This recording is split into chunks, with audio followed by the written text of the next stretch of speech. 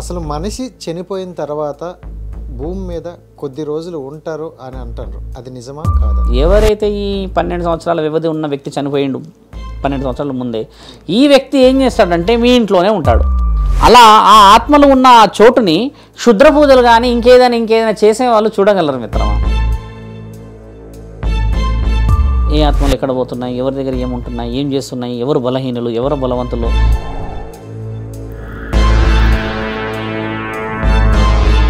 So తను ఒక 3 days ముందు చనిపోయి ఒక 4 days తర్వాత ఎన్నో చనిపోతే ఇద్దరు కలిసి అక్కడ కలిసి ఉంటారా? ఇలా ఎందుకు కనబడతాయి తెలుసా మిత్రమా? గాల్లో ఇట్లా కదులుతున్నట్టు ఉంటాయి, కింద చూడండి కాళ్ళు కనబడవు, పైకి ఇలా చేతులు ఉంటాయి. ఎందుకంటే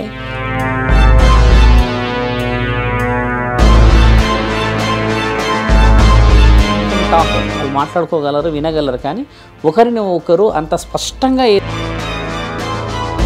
అలాగే ఈ మంత్రోచ్చరణ చేసిన వాడికి వాడి వయసు, వాడి యొక్క వివరణ, వాడి యొక్క తెలివి, వాడి యొక్క ఆలోచనను కూడా గమనించగలడు ఆ ఒక గాలిని చూస్తే.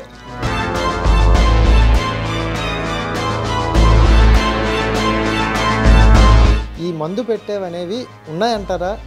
మురుగు మందు అని పెట్టడం అనేది కూడా ఒక విధంగా వశీకరణ. ఆ వశీకరణ శాస్త్రజ్ఞానాల్లో రాసింది, మన దగ్గర విలువలు.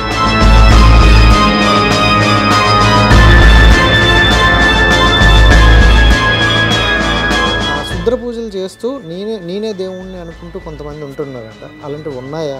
ఒక గాలి ఆత్మ ప్రయోగం అన్నమాట.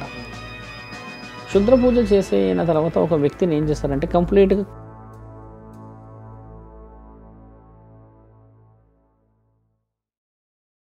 అందరికీ నమస్కారం, వెల్కమ్ టు హిట్ టీవీ.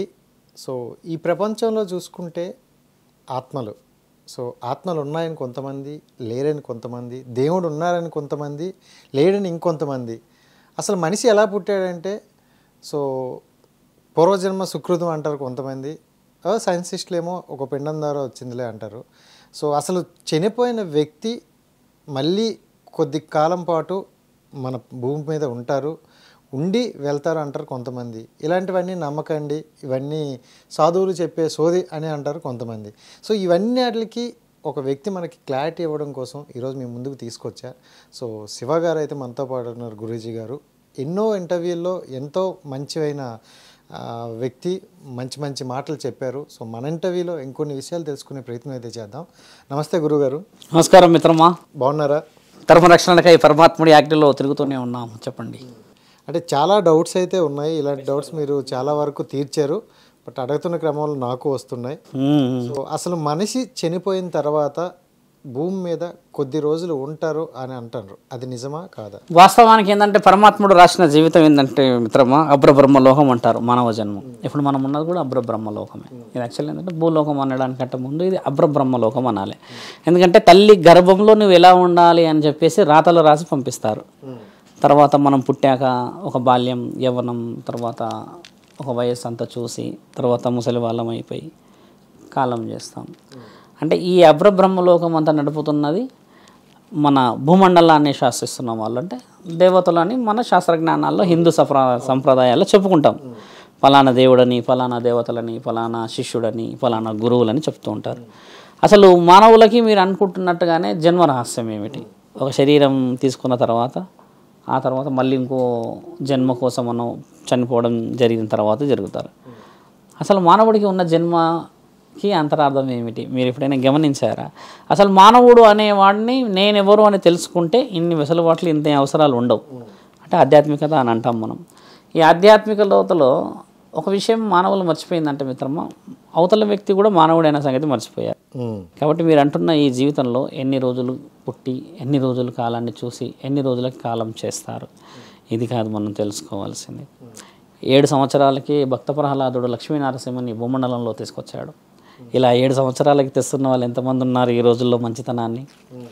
30 సంవత్సరాలకే పరమాత్ముడు శ్రీ శ్రీ శ్రీ జగద్గురు ఆదిశంకరాచార్యులు భూమండలాన్ని 4 సార్లు కాలినడకన నడిచి, నా తల్లి పార్వతీమాతని 18 శక్తిపీఠాలనమ్మా నువ్వు కాలం చేసిన తర్వాత భూమండలంలో కోపాలు, అగ్ని, ఏదైనా జ్వాలాలంటే పెద్ద పెద్ద భూకంపాలు చేయగలవు, రాగలవు అని చెప్పి అమ్మవారు పార్వతీమాత 18 శక్తిపీఠాల విషయం వచ్చినప్పుడు ఆమె 18 ముక్కలు అయిన తర్వాత అక్కడక్కడ పడ్డ తర్వాత అక్కడ నుంచి పుణ్యక్షేత్రాలు వచ్చాయి. పడ్డ దగ్గర అమ్మ కోపంతో ఉన్నది. అంటే ఎవరిని కూడా పక్షులని కానీ పశువులని కానీ ఎవరిని పడితే వారిని చాలా చాలా కోపంగా హింస పెట్టడం మొదలుపెట్టింది. కోపం, ఎందుకంటే అర్థాంతరంగా దక్షయజ్ఞంలో విషయ వివరణ జరిగింది కాబట్టి. అలాంటి గొప్ప గొప్ప గొప్ప వ్యక్తులు అమ్మ నీవు అలా చేయకూడదు, నీ పిల్లలం మేమందరం అని చెప్పి 4 సార్లు భూమండలం మొత్తం నడిచి శ్రీచక్రాన్ని సృష్టించింది మహానీయుడు 30 సంవత్సరాలకే జగద్గురు ఆదిశంకరాచార్యులు. తర్వాత పోతులూరి వీరబ్రహ్మేంద్ర స్వామి. అంటే గతంలో ఒక 400-500 సంవత్సరాల క్రితం వరకు మనం చరిత్రనే రాసాము. చరిత్రలో జరుగుతున్న విషయాలను ఇప్పుడు అనుభవిస్తున్నాం. వీరబ్రహ్మేంద్ర స్వామి ఏం చెప్పారు? ఆడవాళ్ళు మగవాళ్ళు అవుతారు, మగవాళ్ళు ఆడవాళ్ళు అవుతారు. మీకు ఇంకో విషయం, అసలు వీరబ్రహ్మేంద్ర స్వామి ఇంకో విషయం ఏం చెప్పాడంటే, మూరేడు అంటే ఎంత మిత్రమా, ఒక మల్లె పూలు కానీ పూలు చూడడం కదా, మూరేడు బట్టని ఆక్షన్లో లక్షల్లో కొంటారని రాశాడు అప్పట్లోనే వేలం పాటలో. అదేదో తెలుసా మిత్రమా మీకు? ఆ క్లాత్ ఏదో తెలుసా మీకు? మూరేడు ఒక క్లాత్, అంటే మనం ఈ యొక్క మూరేడు దుస్తువుని ఆక్షన్స్లో లక్షల్లో కొంటారు అని చెప్పి ఆయన రాశాడు. ఆక్షన్ అంటే ఇప్పుడు నేను ఆక్షన్ మనం వాడే వేలం పాట అంటే 10 మందిలో నిలబడి అడుగుతారు, అంటారు, దాన్ని కొంటారు, అంగరంగ వైభవంగా చూపిస్తారు అని అన్నారు. ఆ దుస్తువు ఏదో స్వామి మీరంటున్న బికిని, దాన్ని వేలం పాటలో కోట్లలో లక్షల్లో వజ్రాలు వైడూర్యాలు దాన్ని యూజ్ చేసేది ఎక్కడ స్వామి? అలాంటి విషయాన్ని కూడా రాసిపెట్టిన భూమండలంలో ఉన్నాము మనము. ఎక్కడ లక్షలు పెడుతున్నారు, దేనికి లక్షలు పెడుతున్నారు? అది బిగినీ అంటే ఆ డ్రెస్ కోసం అంటున్నారా, లేకపోతే వేస్ట్ చేసుకున్న వ్యక్తి కోసం కొంటున్నారా? వ్యక్తి కోసం కాదు, ఒక క్లాత్కి పెడుతున్నారు లక్షలు. చూపించాల్సిన వస్తువులు శరీరం అంత వేరు, చూపించని వస్తువు వేరు. ఇప్పుడు వీళ్ళు తీసుకుంటున్న వస్తువు చూపించేది కాదు కదా, మరి దాన్నే అంగరంగ వైభవంగా వేలం పాటల్లో కొంటున్నారు. శాస్త్రీయంగా రాస్తుంది కదా, ఇది మీరు చూశారు కదా, దాన్ని ఉపయోగించాల్సిందైతే గోప్యత కదా. మరి అలాంటి దాన్నే బహిర్గతంగా తీసుకుంటున్న ఈ ప్రపంచంలో మానవుడు పుట్టి పెరిగి జీవితాన్ని చూసి కాలం చేశాడు. ఎన్ని చూడాలి దీంట్లో? కాబట్టి ఏంటంటే కారణ జన్మలు ఈ మధ్య లేరు. గురువులు, సాధకులు, లేదంటే ఇంకేదైనా ఉపాసకులు, ఏదైనా ప్రచారకులు లైక్ సైకలాజికల్ కానీ ఇంకేదైనా మెంటీస్, ఇంకేదైనా చెప్పేవాళ్ళు, కోచర్స్, ఇలాంటి వాళ్ళే ఉన్నారు. కానీ మార్చడం అనేది పరమాత్ముడి తర్వాతే. నిన్ను పుట్టేటప్పుడే నీ శరీరంలో వేసేటప్పుడు రాతలు రాసే పంపుతాడు. తర్వాత ఈ గురువులు, సాధకులు వీళ్ళందరూ ఏం చేస్తారు మిత్రమా? ఇలా కాదు నాయన, ఇలా ఉండాలి, ఇలా కాదు నువ్వు ఇలా పుట్టావని చెప్తారు. అలా చెప్తూ విని కొంతమంది బాగుపడే వాళ్ళు ఉంటారు, కొంతమంది వినట్టుగా ఉంటారు. మీరంటున్న ఈ 3 తరాలు అంటే పుట్టుక, మధ్య, తర్వాత చావు, ఈ జీవితంలో ముఖ్యమైనది కేవలం ఈ మధ్యందే. ఈ మధ్యలోనే జ్ఞాపకాలు. మీరు అన్నారు కదా, ఒక మానవుడు చనిపోయిన తర్వాత కానీ పుట్టిన తర్వాత కానీ జరగబోయే అత్యంత ముఖ్యమైన కారణం ఏంటంటే, ఒక మానవుడు జీవితకాలం మొత్తం చేసేది ఒకటే మిత్రమా, జ్ఞాపకం. ఒక జ్ఞాపకాన్ని మాత్రమే పెట్టిపోతాడు, అంతకుమించి ఏదైనా తీసుకెళ్ళగలడా? ఈరోజు నిన్ను పూడుస్తారు, రేపు నిన్ను పూడ్చిన ఆ స్థలంలోనే నన్ను పూడుస్తారు. అంటే నిన్ను పూడ్చడానికి ఉన్న 6 అడుగులు, ఇప్పుడు అంటారు కదా 6 అడుగుల స్థలం నాకు రాస్తుంది అంటారు, అది కూడా నీది కాదు. నీ తర్వాత ఇంకొక 10 రోజులు వేరేని పూర్తి చేస్తారు అక్కడ. మరి నీదంటూ ఏది ఉన్నది ఈ భూమండలంలో? అందుకని ఎందుకని ఈ శరీరం గురించి నీవు బాధపడుతున్నావు మిత్రమా? ఒక మాట బాగా ఆలోచించాలి మనం.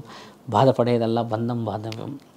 ఒక మిత్రుడు గురించి, భార్య గురించి, ఇల్లు గురించి, సంసారం గురించి, బ్లడ్ గురించి, అంటే మన రక్తం, మన పిల్లలు, మన భార్య, మన అమ్మ, మన నాన్న, ఎక్కడున్నా మనకు కొట్టుమిట్టాడుతుంది కదా. ఆ సెన్స్ మనం బ్రతకాల్సింది ఆ ఎమోషన్స్ కోసం మాత్రమే. ఎన్ని లక్షలు తీసుకెళ్తావు వెళ్ళేటప్పుడు? మనకు తెలిసిందే. ఏమి తీసుకెళ్ళాల్సిందంతా ఒక జ్ఞాపకాన్ని మాత్రమే. ఆ జ్ఞాపకమే నువ్వు అన్న ఈ మధ్య మొత్తం జీవితం. అంటే ఆ పర్టికులర్ టైంలో చనిపోయిన తర్వాత 11 రోజుల కార్యం వరకు సో ఆత్మ అనేది ఆ ఇంట్లోనే వాళ్ళతో పాటే ఉంటుంది అని అన్నారు. మీరు అడిగిన ప్రశ్న మొదట అది చూడండి. ఒక మానవుడికి ఉదాహరణకి 70 సంవత్సరాలు 80 సంవత్సరాలు రాసి పెట్టాం మనం. 60 సంవత్సరాలకి నువ్వు క్షణిక ఆవేశంలో ఏదో తాగేవు, లేదంటే ఇంకేదైనా వివరణ తీసుకొని చనిపోయావు అనుకుందాం. పరమాత్ముడు నీకు రాసిన రాత 72 సంవత్సరాలు. ఆ 12 సంవత్సరాలు నువ్వు భూమండలంలోనే ఉంటావు. నిన్ను తీసుకునే అర్హత లేదు, పైకి నువ్వు వెళ్ళవు కూడా. ఎందుకంటే పరమాత్ముడు నీకు ఒక డెస్టినేషన్ ఇచ్చాడు, this is your final step అని. నువ్వు మధ్యలోనే నీ అంతలో నీవు నిర్ణయాలు తీసుకొని మందు తాగేసి లేదా ఏదైనా మాత్రలు వేసుకొని ఇంకేదైనా చేసుకొని ఉరి పెట్టుకొని చనిపోయే వాళ్ళు చాలా మంది ఉంటారు. యుక్త వయసులో ఇప్పుడు ఎక్కువ జరుగుతున్నాయి. అలా జరిగిన తర్వాత నిన్ను మళ్ళీ నీ పూర్తి ఆయుష్ తీరనంత వరకు తీసుకునే అవకాశం లేదు. శాస్త్ర గ్రంథాల్లో రాసింది మిత్రమా. ఆత్మకి పరమాత్ముడికి ఉన్న అనుసంధానమే అది. అయితే ఇక్కడ తప్పుదోవ పట్టిస్తుంది పరమాత్ముడు కాదు. ఎవరైతే ఈ 12 సంవత్సరాల వ్యవధి ఉన్న వ్యక్తి చనిపోయిండు, 12 సంవత్సరాల ముందే ఈ వ్యక్తి ఏం చేస్తాడంటే మీ ఇంట్లోనే ఉంటాడు. ఎందుకంటే మీ దగ్గర తప్పితే ఇంకెవరి దగ్గర ఉండగలుగుతాడు ఆయన ధైర్యంగా? నేనైనా నీవైనా అంతే. నీ ఇంట్లో ఉన్నంత ఫ్లెక్సిబిలిటీ, నీ ఇంట్లో ఉన్నంత కంఫర్టబుల్ ఇక్కడ ఉండదు. అలా ఆ ఆత్మలు ఉన్న ఆ చోటుని క్షుద్ర పూజలు కానీ ఇంకేదైనా చేసే వాళ్ళు చూడగలరు మిత్రమా. ఎందుకంటే వాళ్ళు విద్యాహస్తులు ఉంటారు. ఏ ఆత్మలు ఎక్కడ పోతున్నాయి, ఎవరి దగ్గర ఏముంటున్నాయి, ఏం చేస్తున్నాయి, ఎవరు బలహీనులు, ఎవరు బలవంతులు. ఇప్పుడు నీకు తెలియదా అమెరికాలో ఉన్న ఒక ఇంటి గురించి అని చెప్పగలవు ఇప్పుడు, ఎందుకంటే ఇప్పుడు టెక్నాలజీ అంత డెవలప్ అయింది. ఇప్పుడు అక్కడ ఉదాహరణకి భూకంపం వచ్చింది అనుకో మిత్రమా, ఎన్ని సెంటీమీటర్లు వచ్చిందో కూడా యూ కెన్ ట్రేస్ ఇట్ మొబైల్లో. అలాగే ఈ మంత్రోచ్చరణ చేసిన వాడికి వాడి వయసు, వాడి యొక్క వివరణ, వాడి యొక్క తెలివి, వాడి యొక్క ఆలోచనను కూడా గమనించగలడు ఆ ఒక గాలిని చూస్తే. అంటే క్షుద్ర పూజల్లో ఉన్న విద్య అది. అలాగే మంచి విద్యలో కూడా అలానే ఉన్నాయనుకోండి. చూసి దాన్ని చెడుగా ఉపయోగించే వాళ్ళు. ఒక ఆత్మ ఎలా ఉంటుందంటే మిత్రమా, శరీరాన్ని వదిలిపెట్టిన తర్వాత అది ఎందులోకైనా రూపాన్ని మార్చగలదు. చిన్న జంతువు నుంచి పెద్ద జంతువు భూమండలం వెళ్ళగలదు, ఎందుకంటే అది గాలి కాబట్టి. అలాగే ఈయన ఏం చేస్తారంటే ఆశలు పెట్టే అవకాశాలు ఎక్కువ ఉంటాయి ఈ క్షుద్ర పూజలు చేసేవాళ్ళు. ఇప్పుడు ఉదాహరణకి మంచి పూజలు చేసే వాళ్ళని తీసుకుందాం. క్షుద్ర పూజలు అనేది కొంచెం బాగుండకపోవచ్చు. మంచి వాళ్ళు ఏం చేస్తారు, మంచి పూజలు చేసి ఇప్పుడు శివుడి పూజలే చేసేవాళ్ళు ఉన్నారని ఏం చెప్తారు, నాయన నువ్వు ఇలా ఉండకూడదు, వాళ్ళు భయపడడము, లేకపోతే నీవు అలా ఉండడం వల్ల వాళ్ళకి ఏదన్నా జ్ఞాపకాలు రోదననో కలలో కనబడడం ఇలాంటివి చేస్తావు కదా, బాధ అవుతుంది. నీవు కొన్ని రోజుల వరకు మా ఆశ్రమానికి సంబంధించిన గుడిలోనే ఉండు, ఆ తర్వాత పరమాత్ముడికి మీకు అప్పచెప్తామని ఇలా కొన్ని విషయాలు కొన్ని సినిమాల్లో మంచి కూడా చూసాం. ఇలాగ చెడు వాళ్ళు ఏం చేస్తారనంటే నువ్వు నాకు ఈ పని చేస్తేనే నీకు ఈ పని చేస్తానని చెప్పేసి ఒక ఆఫర్ లాగా మాట్లాడతారు. ఇప్పటికి కూడా మనం అలాగే చేస్తాం కదా లావాదేవీలు, నువ్వు అక్కడికి వెళ్ళొస్తే నీకు ఇది ఇస్తానని అంటాం. ఈ ఆత్మలు అక్కడ అట్రాక్షన్ అవుతాయి మిత్రం ఎక్కువ శాతంగా. ఎందుకంటే మీ వాళ్ళని బాగా చూసుకుంటా అని చెప్తారు ఒకటి, నీకు ఇంకేదైనా పని చేసి పెడతానని ఒకటి, నిన్ను ఎవరు కూడా ఇబ్బంది పెట్టకుండా చూసుకుంటే ఇలా కొన్ని మాయమాటలు చెప్పుకునే తరుణాలు ఉన్నాయి. వాళ్ళని వేరే వాళ్ళపై ప్రేరేపించి వాళ్ళపై ఉపయోగించే తరుణాలు కూడా ఎక్కువ ఉన్నాయి శంకర. అలాగా మీరన్న ఈ 12 సంవత్సరాలలో జరుగుతున్న అత్యంత ముఖ్యమైన తెలివితేటలతో చేస్తున్న దాష్టికమైన పనులు, ఇది పరమాత్ముడు చేస్తున్న పనులు కావు. ఇప్పుడు ఒక ఇద్దరు ప్రేమించుకున్నారు, సో అమ్మాయి చనిపోయింది. అమ్మాయి చనిపోయిన వెంటనే తను నన్ను పిలుస్తుంది అంటూ తిను కూడా చనిపోతారు. సో తను ఒక 3 days ముందు చనిపోయి ఒక 4 days తర్వాత తిను చనిపోతే ఇద్దరు కలిసి అక్కడ కలిసి ఉంటారా? మంచి ప్రశ్న. చూడండి, మనకి ఆకలి అయినప్పుడు అన్నం తినాలంటే మొదట అదొక ఎంజైమ్ రిలీజ్ అవుతుంది, హంగ్రీ ఎంజైమ్.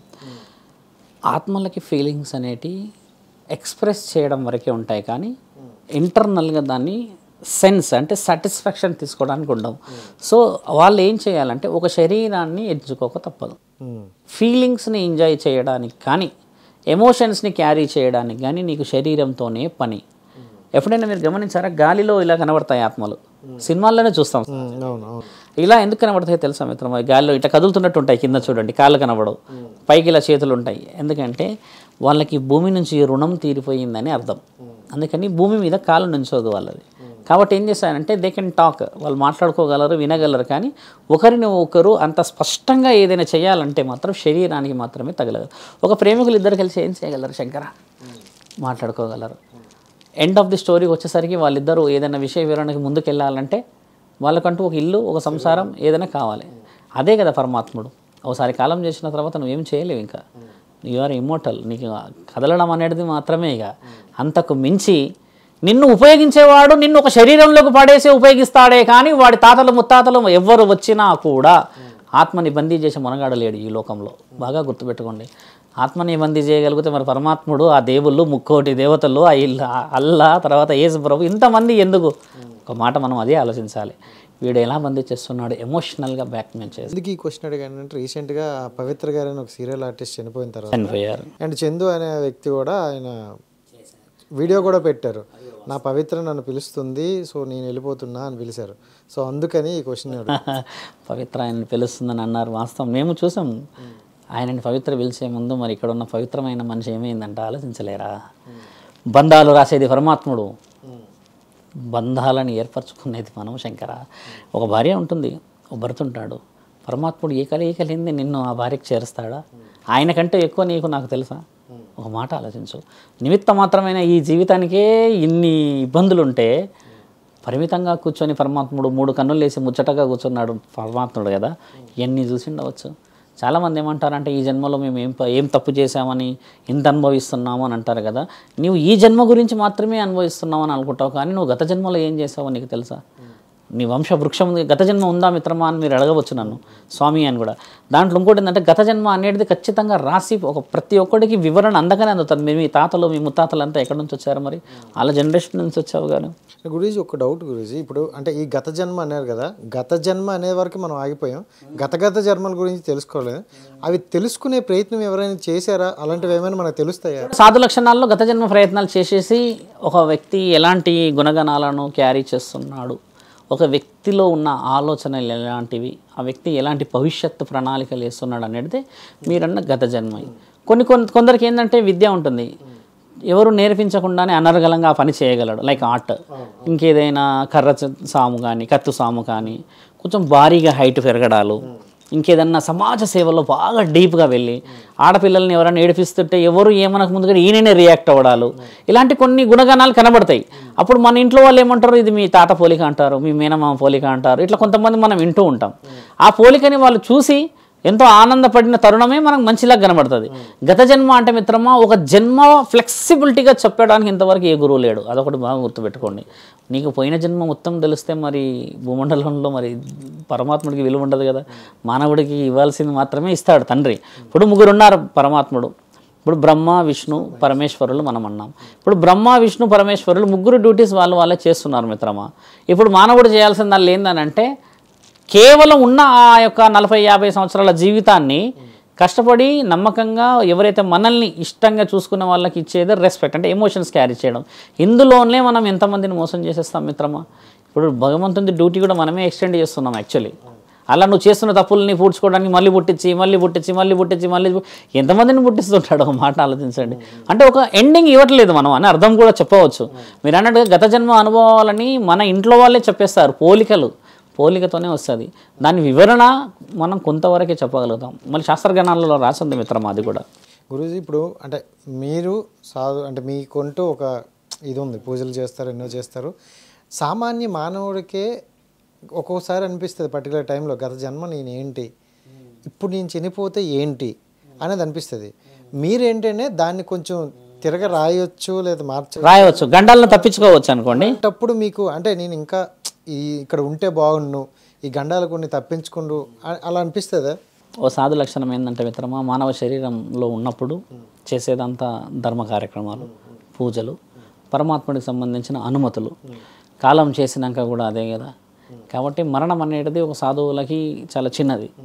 ఎమోషన్స్ మీరు అన్నట్టుగానే ఫ్యామిలీ, పిల్లలు, భార్య, సంసారం, ఇవన్నీ విషయాలు ఉన్న వాళ్ళు మీరు అన్నట్టుగానే కొంచెం వ్యత్యాసంగా పోతారు. అంటే ఏమైనా జరిగిపోతే కుటుంబానికి ఏమవుతుంది, నా వల్ల ఏదైనా నష్టం జరుగుతుందా, ఏదైనా లాభం జరుగుతుందా అనేది. అంటే ఆయన బ్రతికి ఉండాలన్న ఆలోచన ఎక్కువ చేస్తాడు. కానీ నిజమైన సాధు లక్షణం ఏంటంటే, బ్రతికున్న పరమాత్ముడిని చేరుతాడు, చనిపోయిన పరమాత్ముడిని చేరుతాడు.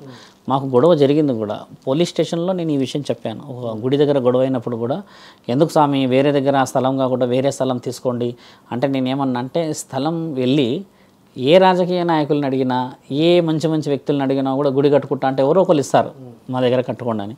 నేనేమన్నానంటే, నేను అక్కడ గుడి కాదు కడుతున్నాను స్వామి, అక్కడ చరిత్ర రాస్తున్నానంటే ఆయన నవ్వారు. ఒక వ్యక్తి మాట్లాడుతుంది, నలుగురు వస్తారు కదా పోలీస్ స్టేషన్లో. నవ్వినప్పుడు నేను ఏమన్నానంటే, ఒక జ్ఞాపకానికి అవమానం ఎక్కడ జరుగుతుందో అక్కడెక్కడితేనే విలువ వస్తుంది. అక్కడ నుంచి నేను వెళ్ళిపోతే సాధువునైనా నన్నే మీరు ఇంతటి అవమానం చేసి క్యారీ చేసి నేను తీసుకెళ్తే నన్ను ఇంతమంది చూస్తారు కదా, మరి వాళ్ళందరికీ నేను సింపుల్గా భయాన్ని ఇచ్చినట్టుగా మిత్రమా.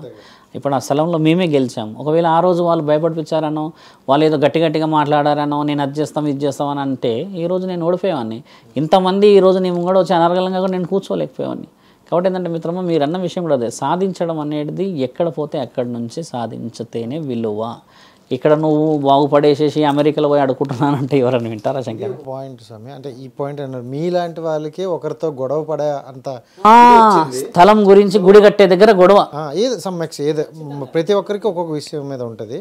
సో అంటే జననం మననం అనేది ఒక చిన్న జీవితంలో ఇన్ని పెద్ద గొడవలు, ఇవి కొట్లాట్లు, నీవెవరు అంటే చూసుకుంటే ఒక అన్నదమ్ముల్లోనే పెద్ద పెద్ద గొడవలు వచ్చేస్తాయి. సో అలాంటివి చూసేటప్పుడు మీకు ఏమనిపిస్తుంది? అహం అంటే చిన్న పొరపాట్లు. ఎలా చెప్పాలంటే, మనం భగవద్గీతలో కూడా రాస్తుంది, అతి ప్రేమ. ఇన్ని గొడవలకి ముఖ్యమైన కారణం అతి ప్రేమ. అతి శత్రుత్వం కాదు శంకర, అతి ప్రేమ. గురువులాగా ఉండాల్సిన తల్లిదండ్రులు ప్రేమలు ఎక్కువ చూపించేసి ఏదైనా 10 రూపాయలు అడిగితే 100 రూపాయలు ఇచ్చి 1000 రూపాయలు ఇచ్చి నువ్వు ఇది కాకపోతే అది తెచ్చుకో అని చెప్పి వీళ్ళ జీవన శైలిలో వీళ్ళు ఒంటరితనం అంటే వీళ్ళు పనికి వెళ్ళడం లాంటిదో లేకపోతే వీళ్ళు ఇంకేదైనా డబ్బు సంపాదించే పని ఇప్పుడు పొద్దున్నే పోతే సాయంత్రం వస్తారు, కొంతమంది సాయంత్రం వచ్చినాక కూడా కొంతమంది పువ్వులు వెళ్తారు, ఈ కుట్టు మిషన్లు కుట్టుకోవడము, పార్ట్ టైం జాబ్ పోవడం ఇలాంటివి చేస్తారు కదా. ఆ టైంని వీళ్ళు ఈ పిల్లలు డిస్టర్బ్ చేయకూడదు అని అంటే వాళ్ళ కంఫర్టబుల్గా ఇవ్వాల్సినవన్నీ చేసేసరికి రియల్గా వాళ్ళ లైఫ్ కంఫర్టబుల్గా చేసేసాం మనం. రేప్ కేసు జరిగింది శంకర ఉదాహరణకి, ఎక్కడో 5 సంవత్సరాలు 6 సంవత్సరాల పిల్లల పైన జరిగింది. అన్ని రాష్ట్రాల్లో కాదు, కొన్ని రాష్ట్రాల్లో ఎక్కడో జరిగిన విషయాలు చూస్తాం మనం.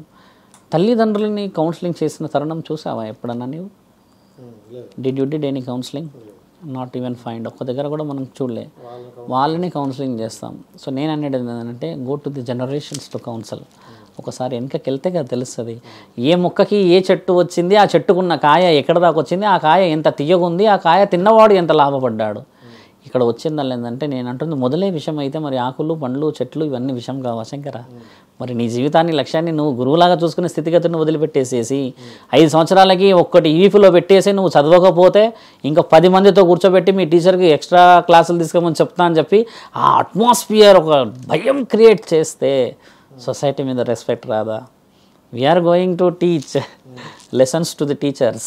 మనమే వెళ్తున్నాం టీచర్లకి లెసన్ చెప్పడానికి, మామల్ని తీసుకొని బాబాయిని తీసుకొని ఇట్లా కొట్టిందంట అని కొట్టేసి వస్తున్నాం టీచర్లని. సో వాట్ వీఆర్ గివింగ్ అంటే మనం ఒక విధంగా లెసన్స్ ఏమి ఇస్తున్నాం? అవును, ఈ మధ్య కాలంలో చూసుకుంటే అవే ఎక్కువ జరుగుతాయి. ఇంతకు ముందు ఒక 10-15 సంవత్సరాల క్రితం చూసుకుంటే గురువులు అంటే భయం ఉండేదా? కొట్టేది ఎందుకు కొట్టాడు, నువ్వు ఏదో తప్పు చేస్తుంటావు ఇంకా 2 తగలమని చెప్తా అంటారు. ఇప్పుడు టీచర్ దగ్గరికి వెళ్ళి గొడవలు ఆడతారు. గొడవ పెడుతున్నాం అంటే ప్రేమ ఎక్కువయ్యి మనం పాటు చేసుకుంటున్నాం కదా. మరి బ్రహ్మంగారు కాలజ్ఞానంలో రాసిన రాత కూడా అదే. గురువుకి గురువు విలువ ఉండదు, శిష్యుడికి శిష్యుడు విలువ ఉండదు, గురువునే వెళ్ళి కొట్టే స్థితిగతులు చూస్తూ ఉంటాం. అంటే ఏమి రాశాడు గురూజీ? కాలజ్ఞానం మొత్తం చదివారా? కాలజ్ఞానం అనేది చదవడానికి లేదు శంకర, మన అణువులో ఉంది కాలజ్ఞానం. కాలజ్ఞానం అనేది చదవడం కాదు, ఇప్పుడు కూడా బాగా గుర్తుపెట్టుకొని అనుభవిస్తున్నాం ఇప్పుడు కాలజ్ఞానం.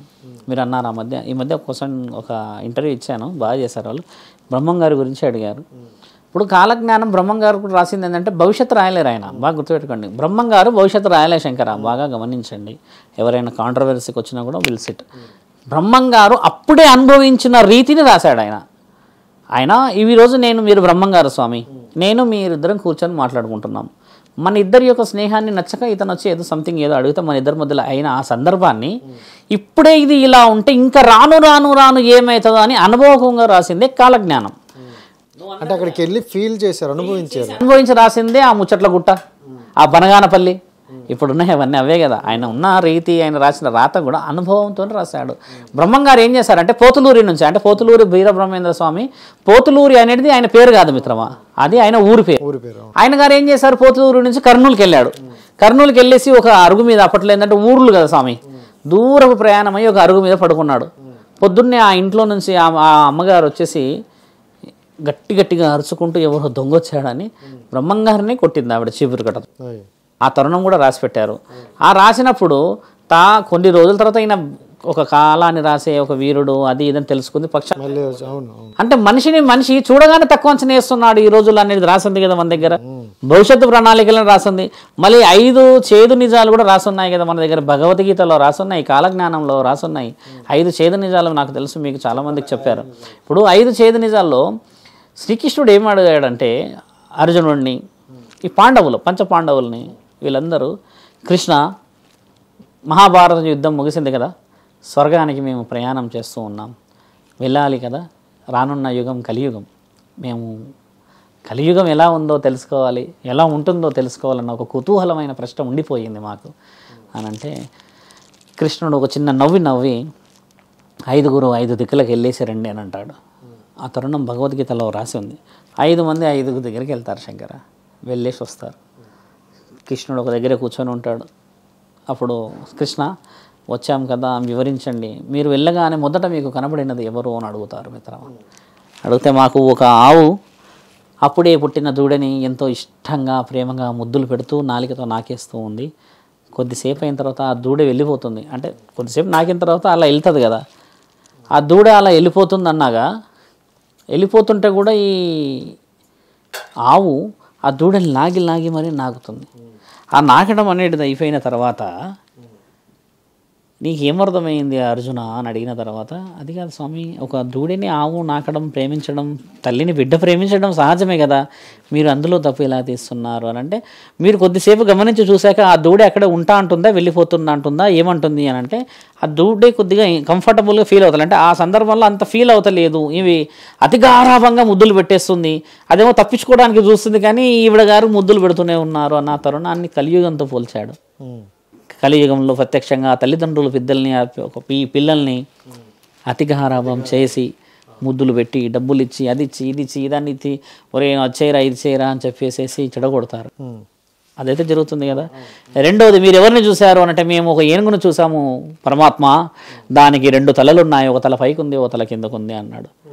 దాని అర్థం ఏమో వివరించండి అని అంటే, మానవులు కలియుగంలో 2 రకాలుగా ఉంటారు, బయట నుంచి ఒకలాగా లోపటి నుంచి ఒకలాగా ఉంటారు అని చెప్పేసేసి చెప్తే, భలా కృష్ణ భలా అని చెప్పి కూర్చుంటారు. 3వ తరుణం వస్తే, ఏం చేస్తున్నారు మీరు అంటే, మేము ఒక పొలం నుంచి వెళ్తూ ఉంటే మాకు 8 బాయిలు కనబడ్డాయి, దాంట్లో నుంచి పొంగుతూ ఉన్న నీరు గంగా ప్రవహిస్తూ ఉంది, ఆ పక్కనే ఇంకో బావి ఉంది కృష్ణ, అందులో నీళ్ళే లేవు, అంత మట్టి ఉంది, చెత్త చెదారమై ఉండిపోయి ఉంది, దీనస్థితికి వచ్చేసి ఉంది అని చూసినప్పుడు ఏం జరిగింది అని అంటే, ఈ 8 బావులు కలిసి వాటిని బాగు చేస్తే అదే నిండిపోతుంది కదా, కానీ దాన్ని బాగు చేయకుండా పక్క నుంచే వెళ్తున్నారు, కానీ కనీసం పట్టించుకోవట్లేదు. అంటే ధార పక్క నుంచే వెళ్తూ ఉన్నది. దానివల్ల తెలియాల్సింది ఏంటంటే, కలియుగంలో పక్కనున్నవాడు చచ్చినా కూడా ఏమైనా కూడా చూడనివాడు ఈ మానవుడు. కనీసం ఆ 10 మందిలో 2-3 చేతులు పెట్టినా వాడు లేస్తాడు, వాడు బాగుపడతాడు, వాడు బాగైపోతాడు, కానీ పట్టించుకోరు కదా అని అంటాడు. మీరేమి చూశారు అని అంటారు. అన్న తర్వాత, ఒక అడవిలో ఈ చెట్టు ప్రాంతాలు, కొండ ప్రాంతాలు, ఒక అతనికి చేతికి తీవ్రమైన గాయమై ఏడుస్తూ ఏడుస్తూ ఏడుస్తూ గట్టిగా అరుస్తూ ఉన్నాడు. ఏమయ్యా, గాయమయ్యింది కదా నీ చేతులకి, నేను ఈ వనమూలికలతోని నీకు కడతాను, కట్టించుకోనంటే గట్టిగా తిడతాడంట. ఏమని, రావద్దు నా దగ్గరికి, నువ్వెవరు నన్ను కట్టడానికి, తగిలింది నాకు దెబ్బ తగిలిచేటప్పుడు పరమాత్ముడు చూడలేడా, మీరు వనమూలికలు కడతా అంటున్నారు అని అంటే, ఈయన వనమూలికలు కడతా అన్నప్పుడు ఇంకో మాట ఏమంటాడంటే, ఎవరినన్నా సహాయానికన్నా విలువ, దేవుడు నన్న పిలువ వస్తాడంటారు. అప్పట్లో ఏంటంటే దేవుళ్ళు ప్రత్యక్షమయ్యే తరుణాలు ఎక్కువ. అలా పిలువ అంటే ఆయనకు తెలియదా నాకు తగిలించాలని, ఆయన్నే తగిలిచ్చేసి నేను ఆయననే పిలవాలా అని చెప్పేసేసి ఈయన గారు కొంచెం ఈ వచ్చిన మనిషిని, 4వ మనిషిని కోపంగా దూరం పంపించేసేసి వెనకాల నుంచి ఒక మత్తు తీస్తాడు. మత్తు అంటే అప్పట్లో ఆకులు, ఈ దుప్పలు, వనమూలికల్లో కూడా మత్తులు ఉండే, ఇప్పుడు కూడా అలానే చేస్తున్నారు. అది తీసేసి గట్టిగా పీల్చేసుకోవడం, దాన్ని నమలేయడం చేస్తాడు. వాళ్ళే నాస్తికులు. ఏమని అంటే, మిత్రమా నీవు ఎంత చెప్పినా వినరు, మత్తులోనే ఉంటారు, మన మాట వినరు. ఆయన ఏం చేస్తాడు, ఆ నొప్పి భరించడానికి అని చెప్పేసి ఈ మత్తు తీసుకుంటాడు, కానీ ఇక్కడ పుండుని మార్చుకోలేడు. అలా ఉన్న మనుషులు చూసామా ఇప్పుడు, అది జరుగుతుంది కదా. అత్యంత ముఖ్యమైనది ఐదవది ఏంటంటే మిత్రమా, అలా పైకి ఒక గద్ద ఎగురుతూ ఉంటుంది. ఎగురుతున్నప్పుడు ఏం రాసి ఉంటుంది అంటే, నేను చాలా గొప్పవాణ్ణి అని రాసి ఉంటుంది, గొప్పవాళ్ళని అని రాసి ఉన్నదని చెప్పి కింద ఉన్న వాళ్ళందరూ చూసినప్పుడు అంత హైట్ గద్ద ఎగురుతూ మళ్ళీ నేను గొప్పవాణ్ణి అంటుందంటే ఎంత అదృష్టం, దానికి గాల్లోనే ఎగురుతుంది కదా అని ఆనందపడుతూ ఉంటారు. అంతలోనే అదే గద్ద కిందికి దిగి వచ్చి ఇలా చాలా స్ట్రైట్ అవే దాని కాన్సన్ట్రేషన్ పెట్టి వచ్చి అభం శుభం తెలియని ఒక కోడి పిల్లని ఎత్తుకపోతుంది. అంటే మానవులు ఇప్పుడు చేస్తున్నది ఎవరు, హంగు హరపాటం, మాకు ఇది ఉంది మాకు అది ఉంది అని చెప్పిన వాళ్ళంతా మోసం చేస్తున్న వాళ్ళు అమాయకులే మిత్రమా, అమాయకులనే మోసం చేస్తున్నారు. ఈ 5 తరుణాలను బ్రహ్మంగారు రాశారు. భగవద్గీతలో కూడా రాసింది అక్షరాల. ఇప్పుడు కలియుగంలో ఈ 5 జరుగుతున్నాయి. ఈ 5కు మించి నువ్వు ఆరోధు చూపించేది రాదు, ఎప్పటికీ రాలేదు. ఇదే కాలజ్ఞానం, ఇదే భవిష్యత్తు, ఇదే భవిష్యవాణి, ఇవన్నీ రాసిపెట్టినాయి కదా. ఇవన్నీ అప్పుడు చెప్పారు కదా స్వామి. నెక్స్ట్ వచ్చేది ఏంటి, నెక్స్ట్ వచ్చే జనరేషన్ చూడండి, మనం చాలా మంచి వివరణ అడిగారు. ఇప్పుడు నెక్స్ట్ వచ్చే జనరేషన్ కొంచెం మనం దైవానికి సంబంధించిన దాంట్లో దగ్గరికి వెళ్తున్నాం. ఇప్పుడిప్పుడే కొన్ని భక్తి పరవశంగా వెళ్తున్నాం. ఇప్పుడిప్పుడే మనుషుల్ని కొద్దిగా ఈ కరోనా తర్వాత నమ్ముతూ ఉన్నారు. ఈ నమ్మకం అనేది ఇంకా కొంచెం డీప్గా వెళ్ళి ఇండివిజువల్గా డిసిషన్స్ తీసుకోవడం ఆపాలి. అంటే మనం ఉమ్మడి కుటుంబాలన్నిటి కోల్పోయాం కదా. నౌ అంటే చాలా ఎక్కువ శాతం families they are thinking to go in to the families.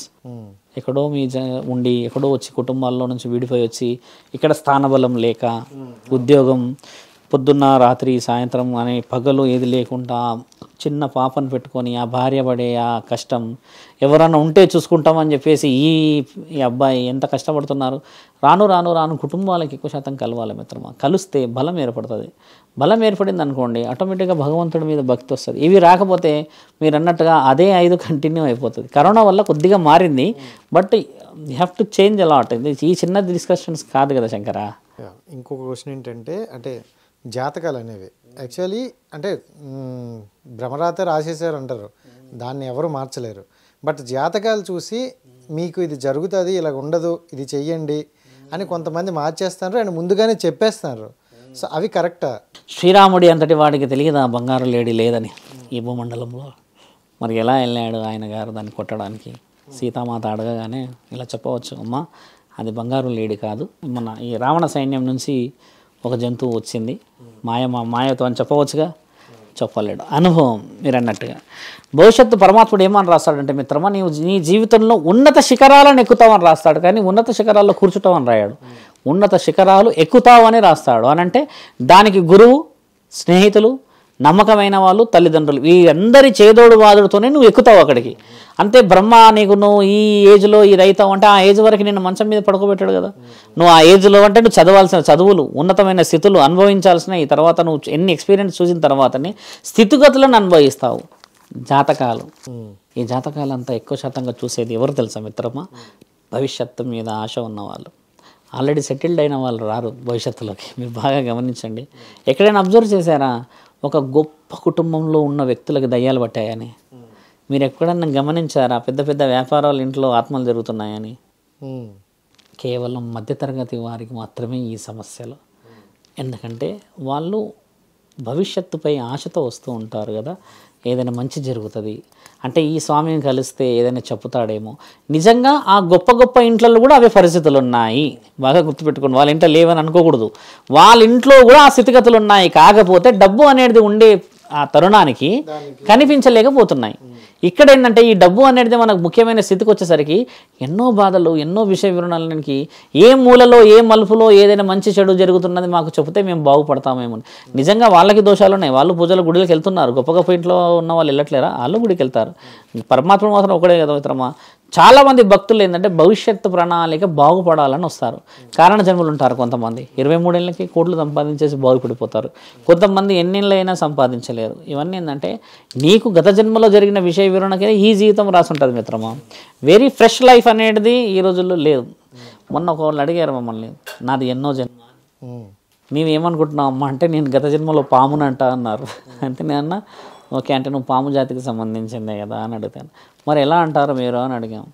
అంటే నేను నీకు పాము అని ఎవరు చెప్పారంటే ఒక బ్రాహ్మణుడు చెప్పాడు అని అంటున్నాడు. ఇప్పుడు ఒక మనిషి పాములా అవుతుంది మిత్రం, మళ్ళీ పామే అవుతాడు, తప్పితే మానవుడు కావాడు. ఎందుకంటే మరి ఆ గత జన్మలో నీ బంధాలు, భావ్యాలు, విలువలు, సంసారాలు ఇవన్నీ ఎక్కడ పోతాయి? మరి ఉన్న ఫలంగా నువ్వు పాము అయి ఉన్న ఫలంగా నువ్వు తేలిపోతావా? జనరల్గా 7 జన్మలు 7 రకాలు అంటారు కదా. ఇప్పుడు 84 జన్మలు, 7 జన్మలు అనేటివి లేనే లేవు. 7 జన్మలకి భార్యాభర్తలు మాత్రమే ఉంటారు శంకర, ఎవరు ఉండరు. గుర్తుపెట్టుకో, 7 జన్మలు కేవలం భార్యాభర్తలకే. ఒక మానవ శరీరానికి 84 జన్మలు. కావాలంటే మీరు ఆ మంచి 84 జన్మలు మానవుడిగానే ఉంటారా? మానవుడిలా ఉంటాడు, ఆడ ఉంటావు, మగ ఉంటావు. నీకు ఒకవేళ వేరేలా కావాలంటే కూడా పరమాత్ముడు ఇస్తాడు. జనరల్గా ఇప్పుడు వేరే ఇప్పుడు మీరు అన్నట్టు పాములు అవ్వచ్చు, అలా ఉండదు. 84 అనేది మానవ జన్మలు, శరీరానికి మానవ జన్మ. మృగాలు, జాతులు, పక్షులు, తర్వాత ఇంకేదైనా విలువైన పక్షులు, ఎంతెంతో అందమైన కుందేళ్ళు ఉన్నాయి, నెమళ్ళు ఉన్నాయి, ఇవన్నీ జాతులు మళ్ళీ వేరు. మానవ జాతి అంటుంది ఏంటంటే ఒక ఆడ ఒక మగ అనే ఈ జాతి. నువ్వు మగ అయినా ఎత్తవచ్చు, ఒక ఆడ అయినా ఎత్తవచ్చు 84 సార్లు. అందులో మీ చేతుల్లో ఏమైనా ఉంటుంది అంటే మానవ జన్మ చేతుల్లో ఉంటుంది చెప్పడానికి రాసున్న రాతలు అవే కదా మరి. పురాణాలు, శాసన గ్రంథాలు రాసున్న తాళపత్రాలు ఏంది మరి? బ్రహ్మంగారు రాసిన రాతలు ఏంది మరి? నాయన ఈ లోకంలో ఆడ మగ ఒకే విధంగా ఎదుగుతారు అని రాసిన దగ్గర ఎదుగుతున్నారుగా. అంటే దాని ఉద్దేశం ఏంది? ఇంకా వెసులుబాట్లు, మంచి పనులు, ఇంకెన్నో మంచి పనులు చేసి ముందుకు వెళ్ళాలి అని రాశాడు. అందులోనే చెడ్డు పనులు జరుగుతాయని కూడా రాశాడుగా. నీకు మొదటి ఇచ్చిన ఎగ్జాంపుల్ అదే కదా నేను చెప్పింది, అంతే కదా. మూరేడు దానికోసం కోట్లు వేసుకుంటారు అన్నాను కదా. చూయించాల్సింది కాదు కానీ చూయించేదానికి తిరిగి వచ్చింది కదా. అలాంటివి మనం ఆపాలి. అలాంటివి ఆపొద్దు. స్త్రీ పురుషుడు సమానంగా భవిష్యత్తు పైకి వెళ్తున్నారన్న విషయాన్ని మనం నలుగురికి గర్వంగా చెప్పాలి. ఇక్కడ అది చెప్పట్లేదే. ఎక్కడో ఢిల్లీలో జరిగిన మానవ భంగం గురించి మనం చెప్పుకుంటున్నాము, కానీ ఎక్కడో మారుపుంతంలో ఎక్కడో ఉండి ఒక ర్యాంక్ సంపాదించిన వాళ్ళని మనం ఘనంగా చెప్పుకోవట్లేదు. ఆలోచించండి, స్థితిగతులు మానవుడి చేతిలో ఉన్నా కూడా ఉపయోగించే స్థితిగతుల్లో మనము లేము. అర్థమైందా శంకర? రేపు గురించి మనం మాట్లాడతాం, చెడు గురించి మనం మాట్లాడతాం, ఎవరి గురించి హత్య చేస్తే మాట్లాడతాం. అదే ఒక వాల్యూడ్ ర్యాంక్ సంపాదించి వాల్యూడ్ ఇంటెలిజెన్స్ ఉన్న ఒకరి గురించి ఎందుకు ప్రచారణ చేయట్లేదు? కలియుగం అంటేనే అది. వాడు బాగుపడితే మనకేంది వచ్చేది? అవునా? ఒకరు బాగుపడితే చూడలేరు. చూడలేము, మనకెందుకు? రాసున్నాయి. ఏంటంటే ఈ మధ్యకాలంలో అంటే ఇప్పుడు వేణుస్వామి గారు ఉన్నారు, మీకు తెలిసే ఉంటుంది. అతని జాతకాలు చెప్తున్నారు సినీ యాక్టర్లకి, వాళ్ళకి వీళ్ళకి ఇలా జరుగుతుంది, ఇలా జరిగిపోద్ది అంటారు. అంటే అక్కడ మీరు అనేటట్లు ఇందాక ఇది జరుగుతుంది అనేదాన్ని మనం మార్చడానికి మనం ఎవరు అన్నారు. వాస్తవమే. సో అతను అలా చెప్పడం ఇప్పుడు ఎలా అనిపిస్తుంది? అండ్ ఇంకో క్వశ్చన్ ఉంది, అది తర్వాత అడుగుతా ఇది అయ్యాక. ఖచ్చితంగా ఏ క్వశ్చన్ అడగండి మీరు. సో అది ఇప్పుడు అయిన తర్వాత అంటే జనరల్గా ఎలక్షన్స్ గురించి కూడా మాట్లాడారు. 2024లో సీఎం అనేవారు జగనే వస్తారు అన్నారు. ఇప్పుడు ఆయన మాటల్లో అన్నారు ఒకవేళ అతను రాకపోతే అప్పుడు దాన్ని ఏమైనా మార్చే ప్రభావం ఉంటుంది? అలా ఉండదు. భవిష్యత్తు ప్రణాళికలు జగన్ వస్తారని రాజకీయవేత్తల గురించి నాకు తెలిసి మిత్రమా, ఒక ఆస్ట్రాలజర్ కానీ ఒక భవిష్యత్తు చెప్పేవాళ్ళు మాట్లాడకూడదు. అవును. కేవలం ఏం మాట్లాడాలంటే పూజలు, పురస్కారాలు, పెళ్ళిళ్ళు, ముహూర్తాలు, మంచి రోజులు, చెడు రోజులు, మళ్ళీ ఏదైనా పూజా విధానంలో భూమి పూజలు, ఇంకేదైనా స్థల స్థితిగతులు, ఇవి మాట్లాడాల్సింది. అడగవలసింది కూడా అదే అడగాలి. కానీ ఈ వాణిజ్య ప్రకటనలు బాగా పెరిగిపోవడానికల్లా న్యూస్ స్ప్రెడ్డింగ్ కోసమని ఎలక్షన్స్లో ఎవరు గెలుస్తారని దాన్ని తారాసత్యంగా ఈ విధంగా మాట్లాడండి అని, లేకపోతే మాకే ఈ విధంగా ఫేవర్గా మాట్లాడని చెప్పేస్తున్నాయి ఛానల్ వాళ్ళు చేస్తున్నారు. కానీ స్వతహాగా ఒక పురోహితుడు, ఒక బ్రాహ్మణుడు, ఒక సాధువు అయితే చెప్పడం మిత్రమా.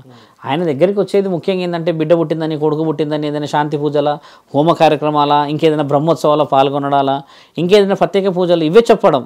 ఇది చాలా ముఖ్యమైనది.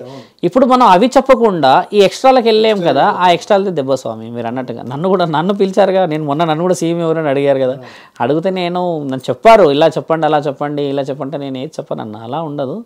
ఎవరికి ఎలా రాసున్నది అనేది పరమాత్ముడు పంపిస్తాడు. ఎన్నుకోవడం అనేది మాత్రం ఓటు అందరి చేతిలో ఉంటుంది. అది ఎన్నుకోవడం మన చేతిలో ఉంది. ఆయన అలా అన్నాడు, ఈయన ఇలా అన్నాడు అని కాదు. మరి ఆయన అలా ఉన్నప్పుడు అందరు తిన్నారుగా.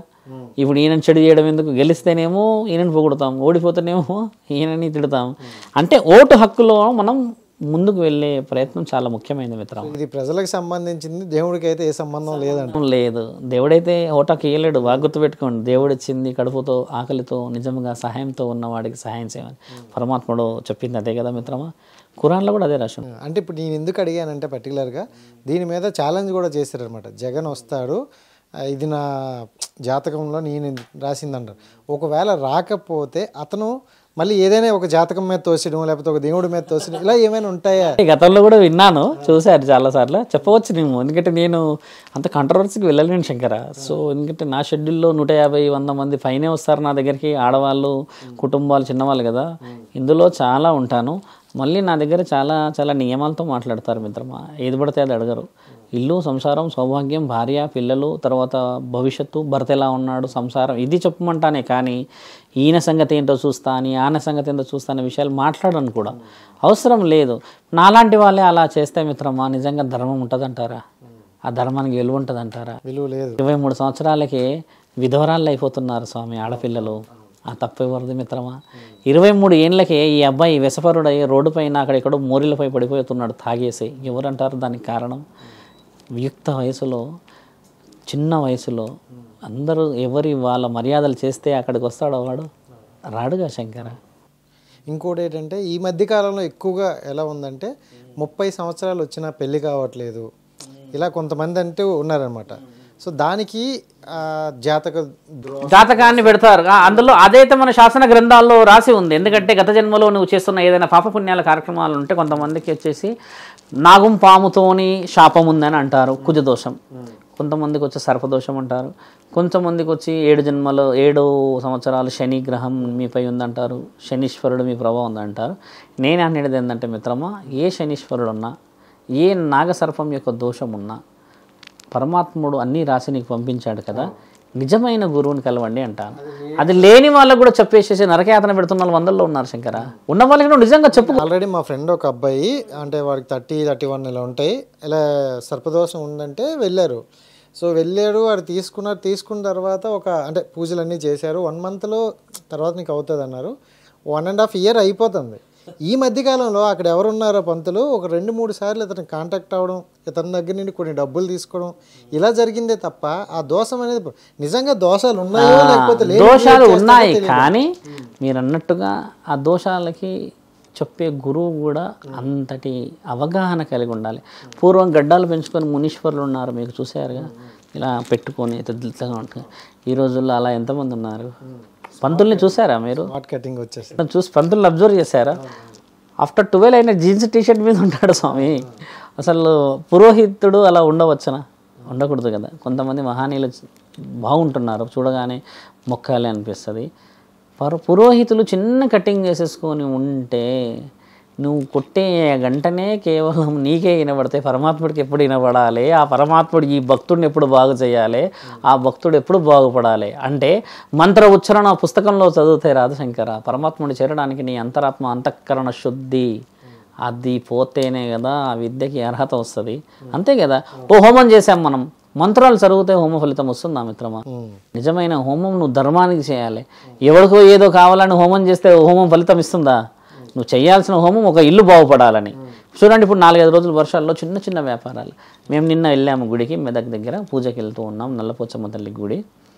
వాళ్ళు చిన్న చిన్న వ్యాపారస్తులు ఏం చేస్తున్నారంటే ఇలా కేశఖండన చేసుకుంటూ ఉంటారు 50 రూపాయలు పెట్టి. దాని పక్కన ఈ మేకలు తర్వాత కోడిలు కోసే వాళ్ళది కాల్చడం కోయడం చేస్తున్నారు. ఒక్కసారిగా వర్షం పడితే మిత్రమా ఆ స్లాబ్ లేసింది, ఆ రేకులతో కట్టుకున్నది. ఇలా లేచి వచ్చి ఒక 60-70 మంది ఉన్నారు, వాళ్ళ పైన పడిపోయింది. ఇట్లా అందరూ దుబ్బేసారు చేశారు, అలా పోయింది కదా. 2.5 hours వర్షం కంటిన్యూ. నా దగ్గర ఫొటోస్ కూడా ఉన్నాయి. నిన్ననే ఈవినింగ్ జరిగింది. హెవీ రెయిన్ మిత్రమా, ఎంత కుండపోత వర్షం వచ్చేసేసింది. దానివల్ల చూడండి, ఒక హోమాగ్ని, ఒక మంచి ఒక చెడు నువ్వు ఆశించి ప్రశాంతత చేస్తే ఆ వర్షానికి కూడా పంచభూతాలకు కూడా మంచి చేయాలనేది ఉంటుంది కదా. అక్కడే గుడి దగ్గరే ఆ వాతావరణం వచ్చిందనంటే సామాన్యమైన మానవుల జీవితం ఏముంది? నువ్వు ఆలోచించండి. దేవతకు కూడా భద్రత లేని రోజుల్లో ఉన్నాం మనం, బాగా గుర్తుపెట్టుకోండి. కాబట్టి ఏంటంటే నీకు నీ పక్కనున్న వాడి వల్ల భద్రత ఉన్నది అంటే నమ్మకూడదు. వెన్నుపోటు పొడుస్తున్నది నీ గురించి తెలిసిన వాడే. పొడవడు ఎక్కడో ఉన్నవాడు నీకెందుకు పొడుస్తాడు శంకర? నీ ఇంట్లో తిని నీ ఒంట్లో ఉన్న అన్ని లెక్క పెట్టిన వాడే వెన్నుపోటు పొడుస్తాడు. ఆ వెన్నుపోటే నొప్పి. కలియుగంలో నాకు తెలిసి శ్రీకృష్ణుడు మర్చిపోయాడేమో, వెన్నుపోటు పొడిచేది కూడా పెట్టేడుతుండే ఆయన.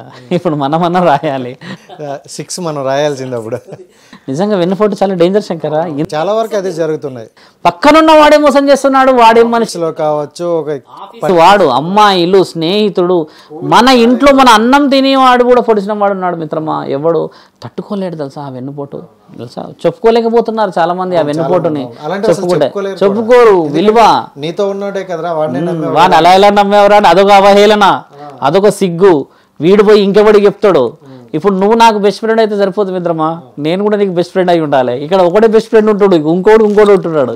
వాడి బ్రెయిన్ లో వేరే వేరే ఉంటాడు. అయితే అప్పుడు చెప్పారు మనం 2 బొర్రలు ఉంటాయి అన్నారు కదా, అది మనం బయటికి ఇది ఇక్కడ లోపల బయట ఆడవాళ్ళు కూడా 100ల్లో ఉన్నారు అలాగా. పాపం ఒక అమ్మాయికి 6 లక్షల జీతం మన హైదరాబాద్కి వచ్చింది ఈ మధ్య. నమ్మినవాడే వెన్నుపోటు పొడిచాడు. ఇద్దరిని విడగొట్టేశాడు, భార్యాభర్తలు ఇద్దరిని. అంతే. ఎన్నో రోజులకు తెలుసుకుందంట ఈవిడ నా స్నేహితుడు చేసిన ఈ పని అని. మీ ఆవిడ ఎక్కడికి వెళ్తుందో చూడని అన్నాడంట ఒక చిన్న మాటతోనే. ఎక్కడికి పోయింది ఆవిడ? మొత్తానికి 0 అయిపోయింది, సంసారం పోయింది. 6 లక్షలు నెత్తిలో పెట్టుకుంటుందా? 60 లక్షలు నెత్తిలో పెట్టుకుంటుందా? ఏం లేదు. పక్కన ఉన్నవాడు ప్రేమగా ఒక ముద్ద పెట్టి భార్యతోని బాగున్నావా అని 3 పువ్వులు. ఆడపిల్ల ఆశించేది ఏదో మిత్రం, 3 పువ్వులు.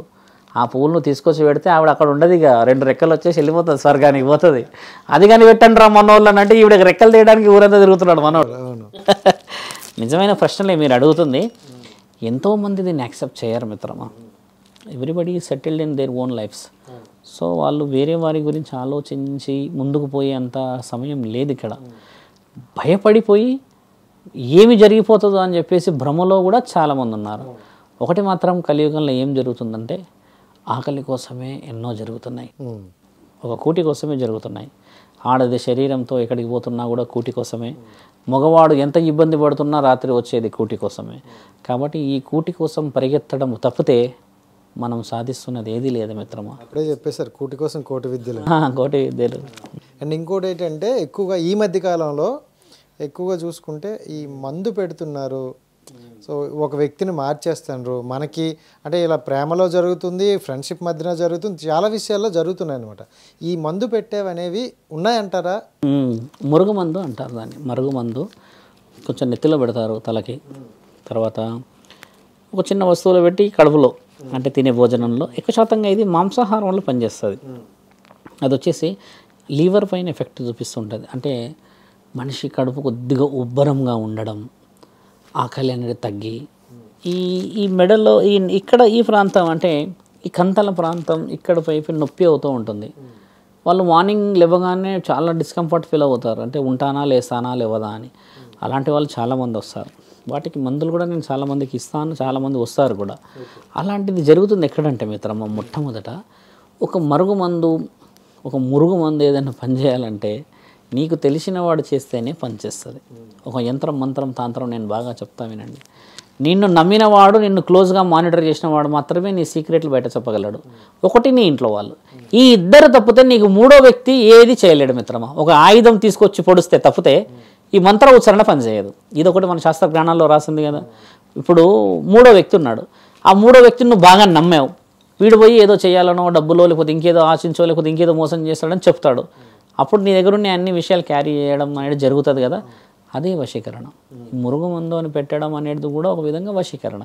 ఆ వశీకరణ శాస్త్రజ్ఞానాల్లో రాసింది, మన దగ్గర విలువలు ఉన్నాయి. It is now also we are calling it is psychiatric disorders. మెంటల్గా ఇప్పుడు ఎర్రగడ్డలో ఇస్తుంది కూడా, దట్ ఈస్ ఒక రిహాబిలేషన్స్ అంటాం దాన్ని.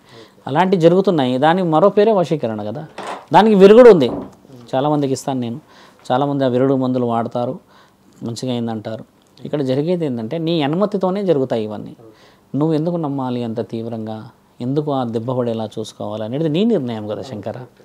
ఎందుకంటే మన దగ్గర ఉన్న వాళ్ళే చేస్తారు కాబట్టి. కానీ మనం మనవాడు మోసం చేస్తాడని అనుకోలేము. నాకు మనం అనే క్వశ్చన్కి ఇప్పటికి మళ్ళీ వచ్చింది. అవతల వ్యక్తి మనోడే అనుకుంటాం మనం, కానీ పాపం పగోడు వాడు మామూలుడు కాదు, పగోడికి పగోడు అన్నట్టు. అది చాలా చాలా చాలా తప్పు శంకర. చూడండి, వాడికి మర్యాదలు పరమాత్ముడు ఇస్తాడు, కానీ ఇచ్చే సమయం మనం చూడం. అండ్ స్టార్టింగ్లో మనం చెప్పుకున్నట్టు మంచి ఉంది చెడు ఉంది అంటారు. అలాగే మీరు మంచిని మీలాంటి వాళ్ళు కొంతమంది ముందుకు తీసుకుంటూ వెళ్తున్నారు. అలాగే చెడును కూడా శుద్ర పూజలు అంటూ చేస్తున్నారు ఎలా అన్నాం. అంటే ఇప్పుడు మన సర్కిల్లో ఈ దగ్గరలో లేకపోయినా ఆ శుద్ర పూజలు చేస్తూ నేనే దేవుణ్ణి అనుకుంటూ కొంతమంది ఉంటున్నారంట. అలాంటివి ఉన్నాయా? చూడండి, క్షుద్ర పూజ అనేది అధర్మమైన పూజ సాంప్రదాయంగా మనం మాట్లాడితే. ఈ క్షుద్ర పూజల్లో ఎక్కువ శాతంగా మాట్లాడి చూస్తే శంకర, చెడుని ఎక్కువ ప్రోత్సహించడం. ఉదాహరణకి ఒక స్నేహితుడిని ఇంకో స్నేహితుడు మోసం చేసి వాడు బాగుపడకూడదు, వాడి అంతు చూడాలి, మీరు దానికి ఏమైనా కావాలి అంటే నేను ఇవి తెచ్చి అవి తెచ్చిస్తా అంటే కూర్చొని చేసేది క్షుద్ర పూజ. క్షుద్ర అనేది ఏంటంటే మిత్రమా, ఒక గాలి ఆత్మప్రయోగం అన్నమాట. క్షుద్ర పూజ చేసిన తర్వాత ఒక వ్యక్తిని ఏం చేస్తారంటే కంప్లీట్గా క్లోజ్ మానిటరింగ్ చేస్తారు. వాడు ఎక్కడ పోతున్నాడు, ఏం చేస్తున్నాడు, ఏం తింటున్నాడు, ఎప్పుడు పడుకుంటున్నాడు, ఇవన్నీ ఒక వ్యక్తి ద్వారా తెలుసుకొని వాడు ఎక్కడ దింపాలో బాణాన్ని అక్కడ దింపుతాడు. అలా కొంతమందికి ఆరోగ్య పరిస్థితులు చెడిపోయి ఇబ్బందులు పడతారు. మన సాంప్రదాయంలో క్షుద్ర పూజలకి కూడా విలువ ఉంది, బాగా గుర్తుపెట్టుకోండి. ఎందుకంటే దేవాది దేవతలలో కాళికమాతలో ఒక రూపాన్ని పెట్టుకొని పూజిస్తారు వాళ్ళు కూడా క్షుద్ర పూజలు చేసేటోళ్ళు. కాబట్టి క్షుద్ర పూజల్లో శాస్త్ర గ్రంథాల్లో చోటు ఉన్నదనే అర్థం. అయితే ధర్మంగా పరమాత్ముని పూజించి ఎవరి కులదైవాన్ని ఎవరి ఇలవెల్పులను పూజించుకుంటారో శంకర, అలాంటి వాళ్ళపై క్షుద్ర పూజలు పనిచేయవు. ఎవడైతే నిజంగా బలహీనుడు ఉంటాడో వాడిపై పనిచేస్తాయి. దేవుడే లేడు, నీది నాకెందుకు సమస్య, నాకా సమస్య, నీ ముందు ఒక ఆడపిల్లని ఎవరైనా హరాస్ చేస్తానో, లేకపోతే ఇంకెవరైనా కొడుతుంటేనో, ఇంకేదైనా కొడుతుంటేనో, నీకు వాళ్ళని ఆపే ఫ్లెక్సిబిలిటీ ఉన్నా కూడా ఆపవు చూడు, అలాంటి వాడిపైన పనిచేస్తాయి ఇవన్నీ. మరి పంచభూతాలు అంటే అవే కదా శంకర. నీకంటూ సహాయం చేసే అవకాశం ఉన్నప్పుడు చేయను. ఇప్పుడు చేతనైతే ఒకడికి అన్నం పెట్టు, అన్నం పెట్టలేని పరిస్థితిలో ఉంటే ఒక రూపాయి ఒక చేతిలో ఇవ్వు, లేదా ఎవరైనా ఎక్కడ చేస్తే స్వామి ఆడ అన్నదాన కార్యక్రమం పెడుతున్నారని చెప్పిన మాట సాయం చేస్తే సరిపోద్ది కదా, చేతులతో సాయం చేయాల్సిన అవసరం లేదు. ఈ చేతబడులు క్షుద్ర పూజలు వశీకరణలు ఎవరి మీద పనిచేస్తాయంటే మిత్రమా, ఎవడైతే బలహీనుడో వాడిపైనే పనిచేస్తాయి. బలవంతుడు ఎవడు ఇక్కడ అంటే మిత్రమా, దేవుడి గుడికి వెళ్ళి దేవుడిని నమ్మి ఇంట్లో అమ్మ నాన్నకి భార్యకి అందరికీ సరిసమానమైన విలువలు ఇచ్చి ఈ మాలలు అలాంటి దేవుడు ఉన్నాడు, సంప్రదాయం గొప్పది, మనం గొప్ప వాళ్ళని నమ్మే వాళ్ళపైన పనిచేయవు. ఎందుకంటే ఒక బలహీనుడు బలవంతుడిని కొట్టాడు కదా శంకర. క్షుద్ర పూజల్లో కొట్టేదంతా బలహీనుడిని బలహీనుడు కొట్టడం. బలవంతుడు కొట్టడం, అది కూడా ఒక చనిపోయిన ఒక, మీరు అన్నారు మనం మొదట్లో ప్రశ్న, ఈ గాలి ఎలా పోతుంది స్వామి తిరుగుతారంట కదా అని అంటున్నారు కదా, ఈ తిరిగే గాలిలన్నీ ప్రయోగించేటోళ్ళు ఈ మహానుభావులు. మళ్ళీ వాళ్ళు బాగుపడినట్టు చరిత్ర లేదు శంకర. శంకరుడే వరాలు ఇచ్చాడు రాక్షసులకి, బాగా గుర్తుపెట్టుకోండి. మరొక రాక్షసుడు అన్న ఇంకా బతుకున్నాడా? మరణం లేదనే కోరుకున్నారు కదా వాళ్ళు. అదే రాక్షసులు ఏమని కోరుకున్నారంటే మొత్తం దేవాది దేవతలని భూమండలాన్నే నాశనం పట్టించాలని. మరి వాళ్ళకి వరం ఇచ్చింది కూడా ముల్లోకాధిపతి అంటే శివుడు వరం ఇచ్చిండు. అలాంటి వరమే వీళ్ళ మీద పని చేయలేదు, శుద్ర పూజలు చేసేటోళ్ళ మీద. గొప్ప వరం ఇచ్చిండు, గొప్పగా బతుకమని ఇచ్చిండు. అలాంటి యొక్క బతుకునే బతకలేక జీవితాన్ని బస్ట్ పట్టించుకున్న ఈ క్షుద్ర పూజలు చేసే వాళ్ళు బాగుపడతారా మిత్రమా? ధర్మమే గెలుస్తుంది కానీ ఏ రోజు అధర్మం గెలవదు. న్యాయమే మనకు నిలబడి ముందుకు తీసుకెళ్తుంది కానీ అన్యాయం తీసుకెళ్ళదు. కొంచెం వెనుక ధర్మ అధర్మాల మధ్యలో ఒక అమాయకులు బలైపోతారు కదా, దమ్ముగా బలవుతున్నారు. నేను ఇందాక చెప్పింది అదే, కలియుగంలో the most powerful weapon and we have to right in every corner of the roads. మోసం చేసిన వాడు కలియుగంలో గొప్పవాడు, మోసపోయిన వాడు బలహీనుడు, పిచ్చవాడు. కానీ బాగా గుర్తుపెట్టుకోండి, మోసం చేసిన వాడే అత్యధికంగా జీవితంలో అనుభవాన్ని, రోగాలు, అష్టరోగాలు, మొత్తం ఒక వంశాన్ని మొత్తం నాశనం చేసుకుంటున్నాడు మోసం చేసిన వాడు. తెలివైన వాడు నిన్ను నమ్మిన వాడిని మోసం చేశాడు. బాగా గుర్తుపెట్టుకోండి, ఎవరిని మోసం చేశాడు? నిన్ను నమ్మిన వాడిని. నీవు నాకు స్నేహితుడివి, అన్నవి, తమ్ముడివని నా ఇంట్లో తీసుకొచ్చి నా అక్క చెల్లెల మధ్యలో కూర్చోబెట్టి అన్నం పెట్టిన వాడిని మోసం చేశావు. నువ్వు ఎలా కలియుగంలో అత్యంత పవర్ఫుల్ వెపన్ అవుతావు? అత్యంత బస్టుపట్టిన జీవితాలు. కానీ మోసపోయిన వాడు నిజంగా బలవంతుడే, ఎందుకంటే నమ్మిండు కదా నిన్ను ఆర్నిశలు, నా స్నేహితుడు, నా వాడు, నా మనిషి అని. అలాంటి వాడిని నువ్వు తడిబట్టతో పెట్టి సలా గొంతు నుమ్ములేసావు. చనిపోయాడే అనుకుందాం ఉదాహరణకి, కానీ చంపింది నా స్నేహితుడనే కళ్ళు మూసుకున్నాడు.